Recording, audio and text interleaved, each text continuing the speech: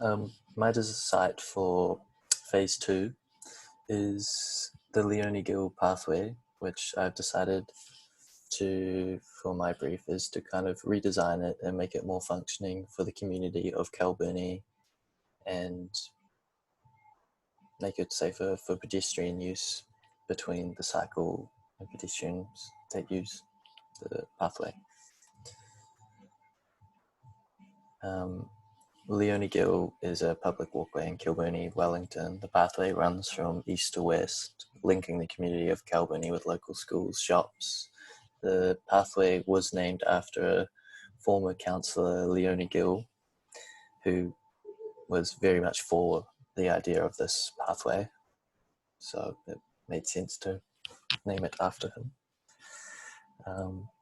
Before this pathway existed, it used to be an old drainage system, which was quite ugly to look at. So it's quite nice that it's become something that the community can use.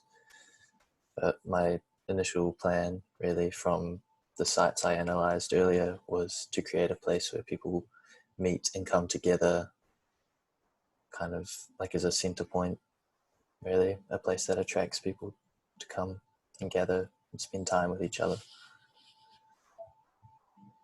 And I think this will be important for Kilburnie because the community of Kilburnie consists mainly of young families and old retirees as its residents.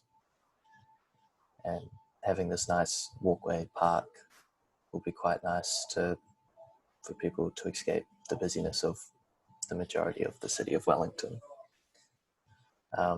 This is my A0 poster that I created for. I might just open this so it works a bit easier. But this is my poster. The Leone Gill pathway, the part I've decided to focus on, runs through Ross Street, starting on at the eastern end will be Yule Street, and it's got this half car park bit which it'll run into at the other end on the west side of the pathway. This is my section plan of what the site at the top is, my sections of the site. I have put plant boxes and more benches on both sides, but it's pretty much parallel on both sides of the park. There's street lights and lights under the trees that will light up to make it safer to walk through during night time. And I've added like pedestrian and cycle signs, which have divided into what side of the pathway each cyclists and pedestrians will use, without taking too much away from having big lines dividing everything. It'll just be, you'll get, signs on the ground which will tell you where you should be and shouldn't be. I wanted native trees and bushes because that's originally what is planted down the pathway at the moment. I was also thinking of adding some rubbish bins and drinking fountains because with the outside area and the grass, people will be able to kind of have picnics and they'll be able to keep the place tidier and have a run around and have fresh water. I would plan for probably recycled bricks. If that's not happens, then we'll just use normal bricks for the brick pathing on the ground. So I like it's quite an earthy look compared to concrete, which is also part of the idea to escape the busyness of the city.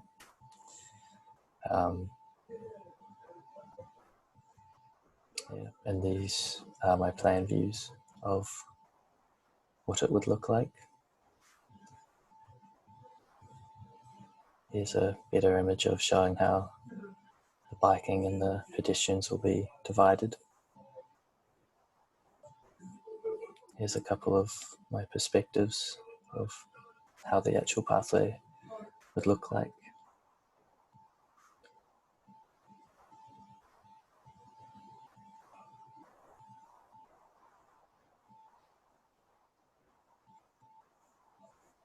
And this is my hero image of the site at the bottom. And my video of the site.